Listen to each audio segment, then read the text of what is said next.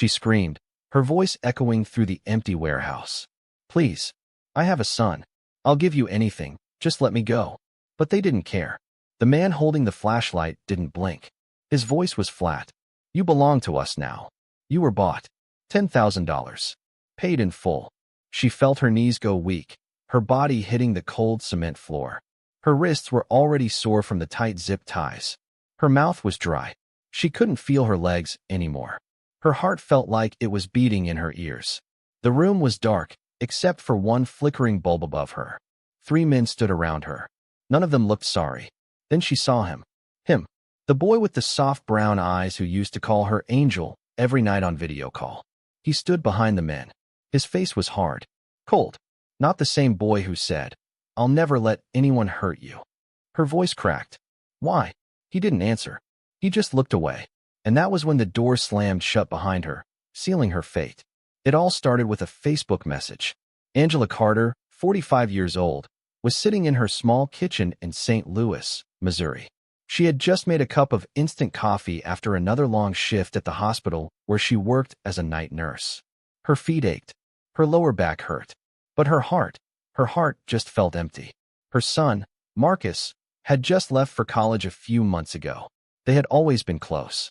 She had him when she was barely 20, and since then, it had always been just the two of them. She never dated seriously again after his father left. She told herself she was too busy. But deep down, she was scared. Scared to love. Scared to trust. Until Elijah. He messaged her out of nowhere. Said he saw her comment in a support group about single parenting.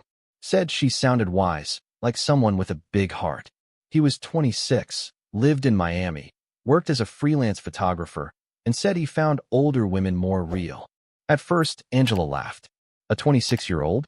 She was old enough to be his aunt. But he was funny, kind, and he made her feel seen again. They started talking every night. Angela started looking forward to his calls. He asked her questions about her childhood, her dreams, even her favorite snacks. He called her beautiful. He said he liked the lines on her face, said they showed strength. No one had spoken to her like that in years. After 3 months, he started saying he wished she could visit. Said he wanted to cook her dinner. Take her pictures by the beach. You deserve to feel loved, he said one night. Really loved. Angela hesitated. It was crazy, right? Flying out to meet a man she'd never seen in person? But he sent photos. Video called her. Showed her his apartment. His dog. Even his camera gear. And she said yes. She told her best friend, Nina, about him. Nina was skeptical. Angela, I don't want to judge, but this is risky. What if he's not who he says he is? Angela got defensive. Nina, not everyone is out to hurt me. He's different. She even told Marcus about it. Left out the age difference. Said it was a friend she met online. She booked a ticket. When she landed at Miami International Airport, she texted him. He replied instantly. I'm outside, baby. Her heart was pounding when she saw him. He looked exactly like his pictures. Tall, lean, warm smile. He even brought her flowers. He drove her to a small Airbnb near Wynwood. Said he didn't want her spending money on hotels. That night, he made her grilled chicken and steamed veggies. They drank wine and watched a movie. She felt young again. The next day, he said he wanted to take her somewhere special. A surprise photo shoot location. Said he found an abandoned art studio and wanted to capture her natural glow. They drove for about 30 minutes. The roads got quieter. Fewer houses. More trees. Then warehouses. Her gut twisted. Are you sure this is the place? She asked. He nodded. Just wait. You'll love it.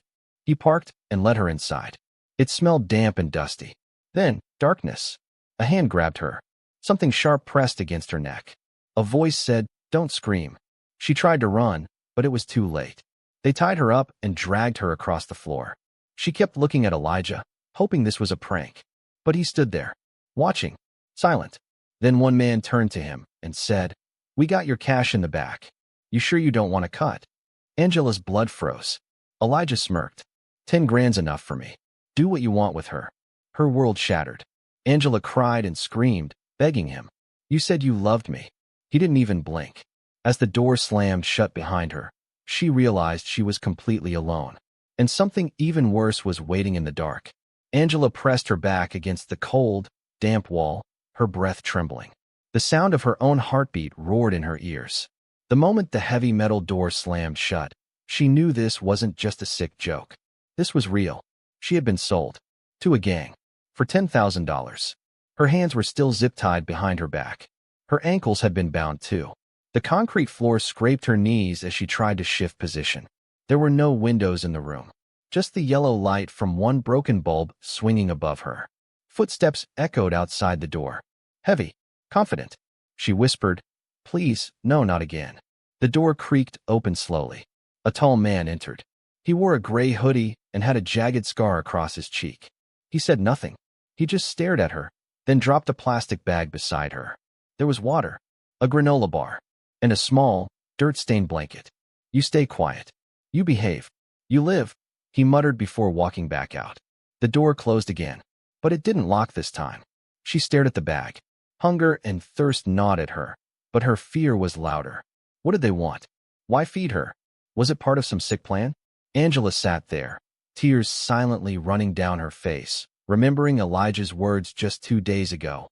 "I promise, when you get here, I'll treat you like a queen." She laughed bitterly. A queen? More like a prisoner.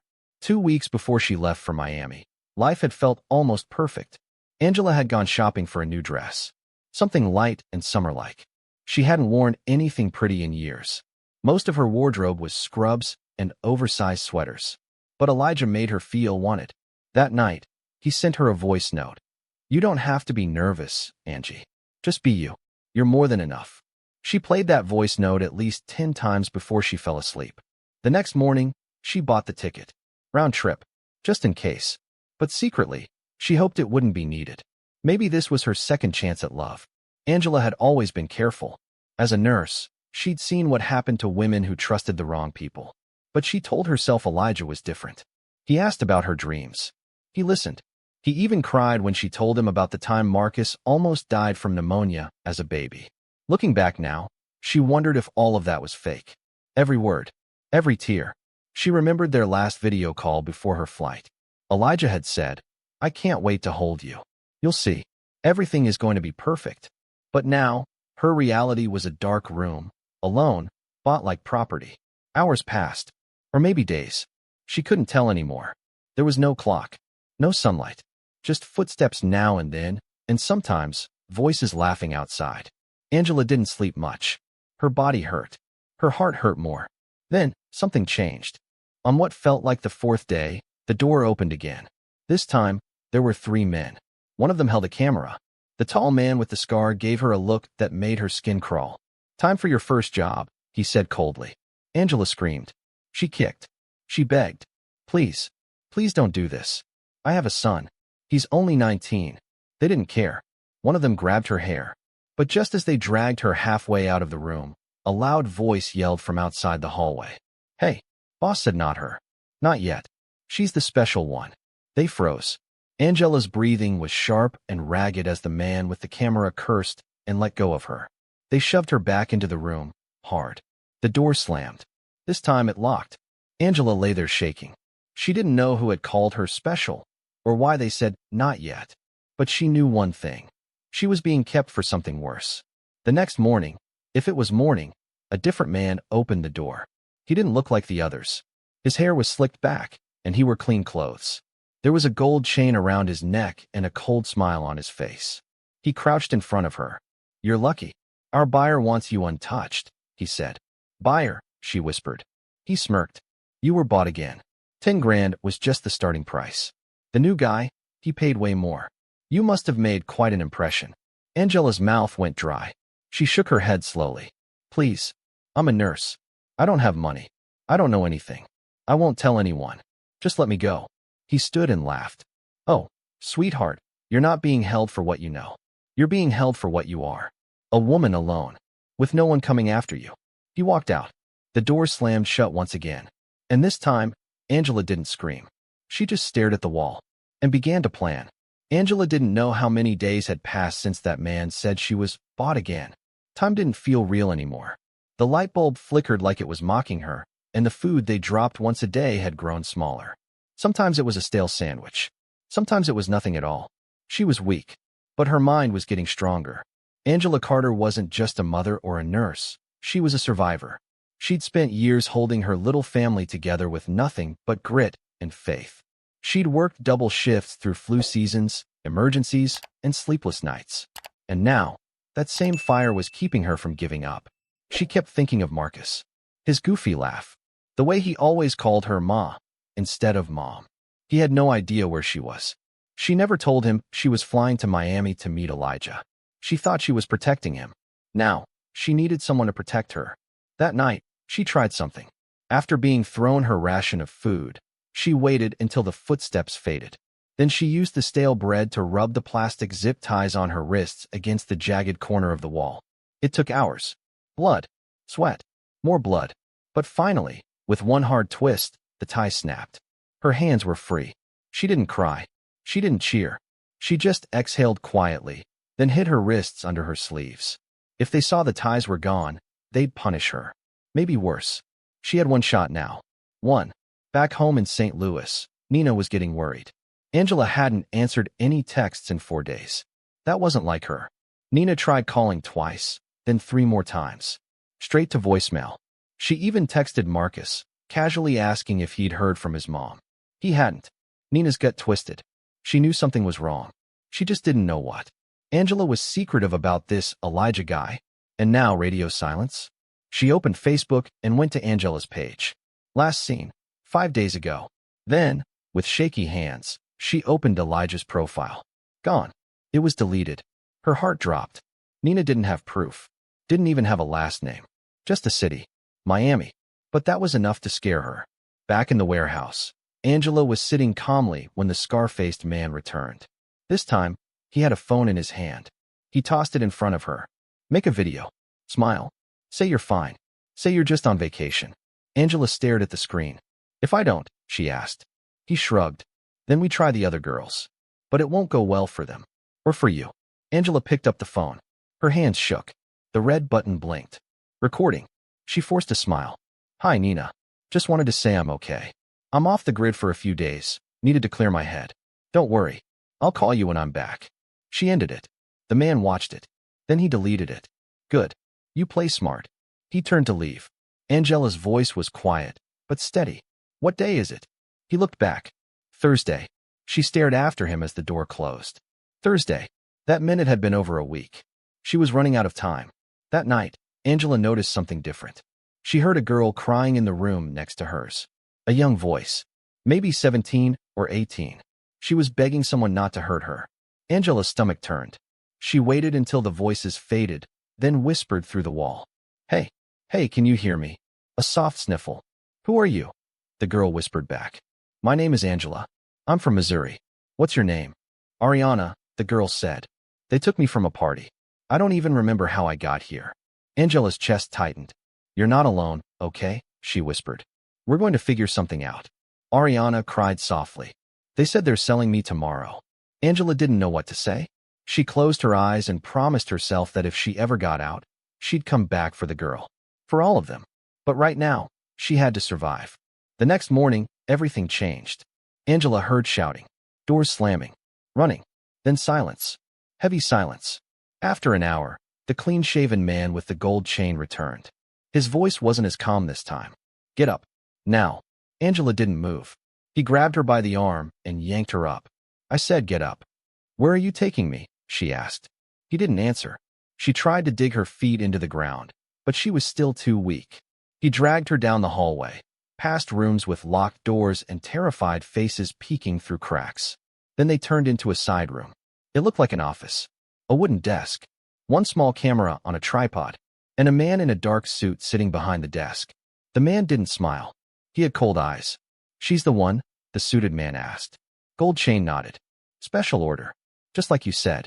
The man stood, walked over to Angela, and tilted her chin with his hand. She'll do. Angela's skin crawled.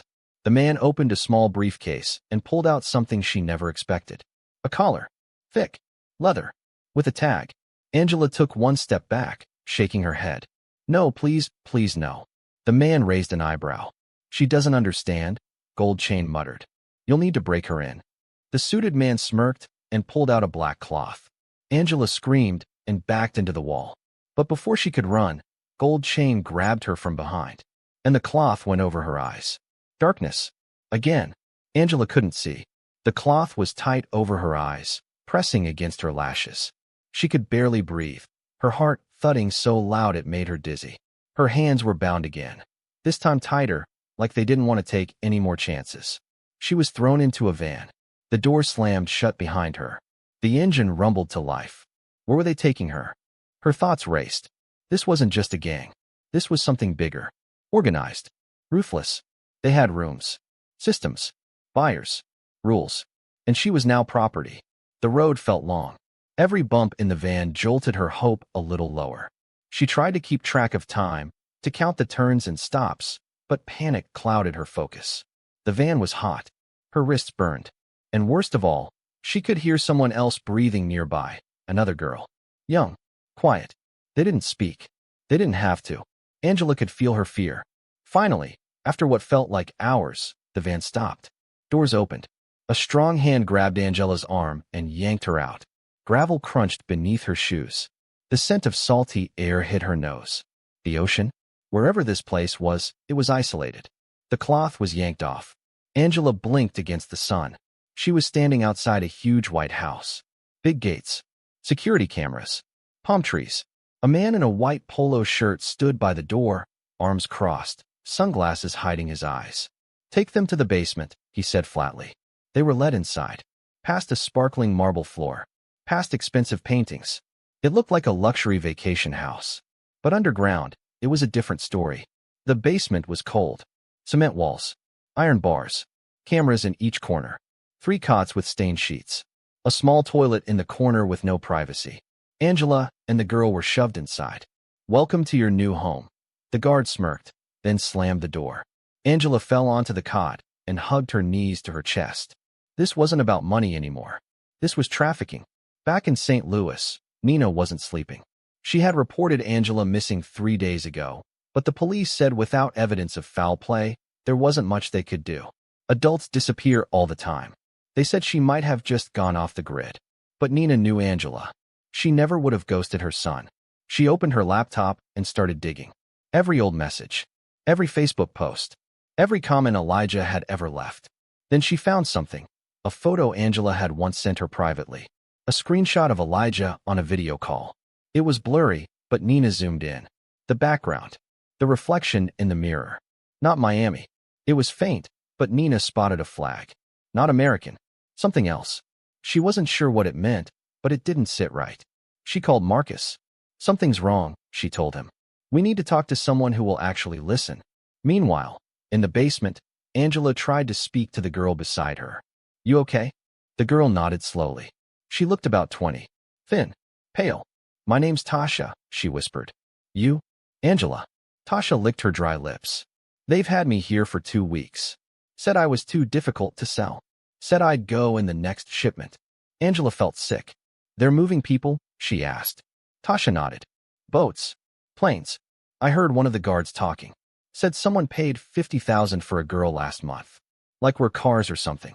Angela leaned back against the wall, trying to stay calm. This was no small gang. This was international. She had to get out before she disappeared forever. The next day, Angela saw the man from the white polo again. He stood at the bars with a clipboard. "Angela Carter. You're scheduled for transport in 2 days. Congratulations." She stood up slowly. "Where?" He grinned. "You'll see." Then walked away. Tasha's voice shook. "That means you're sold." Angela sat down hard. "I have to get out." "We both do." Tasha laughed bitterly. "No one escapes. There's cameras. Electric locks. Guards. We're just ghosts now." Angela shook her head. "No. I have a son. He needs to know what happened to me." That night, she lay awake, staring at the tiny red light in the ceiling camera. Then she noticed something. The guards changed every 8 hours. At midnight, the one who came on duty always looked half asleep.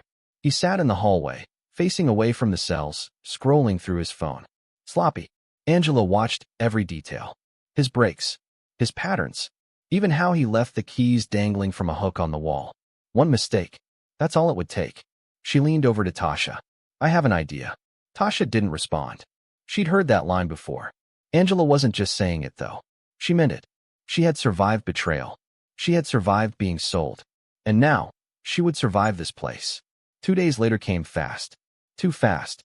Angela woke up to the sound of the guards shouting. Get her ready. She's up. She wasn't ready. She hadn't tried the escape yet. Her plan was half-formed. But now they were coming. Tasha sat up, eyes wide. Now, Angela. It's now or never. Angela stood and braced herself. The keys. The sleepy guard. The unlocked hook. She had only seconds to try something crazy. As the bars opened and 2 guards entered to grab her, Angela did the unthinkable. She charged, slamming her body into one guard, then twisting the other's wrist just like she'd been taught during hospital self-defense training. He stumbled. She grabbed the metal tray from the floor and swung. He fell back. The door was open. She ran, barefoot, fast, screaming down the hallway. Then an alarm. Red lights flashing. The entire house woke up. But Angela was already grabbing the hook. The keys. She yanked the fire extinguisher from the wall and sprinted toward the exit. A voice screamed, "Stop her." Then came a gunshot. It cracked the wall beside her head. Angela ducked and kept running. Angela burst through the heavy side door, sunlight blinding her eyes as the alarm wailed behind her. She didn't look back. She didn't have time. She ran. Across gravel. Past palm trees. Onto a dusty road. Another shot rang out, striking the dirt near her foot. She kept going, her lungs burning, her legs screaming in pain. Blood from her knees trickled down her shins, mixing with sweat and dust. Ahead, a gate. Tall. Steel. Locked. But next to it, a service ladder led up the wall. She didn't think. She climbed. Halfway up, her fingers slipped. She almost fell, but caught herself. Below, she heard shouting. One more step. Another. She pulled herself to the top, swung one leg over, and jumped. She hit the ground hard. Her ankle twisted painfully, but she didn't stop. She crawled through a bush and limped into the street. Cars. She waved frantically, screaming, "Help! Help me!"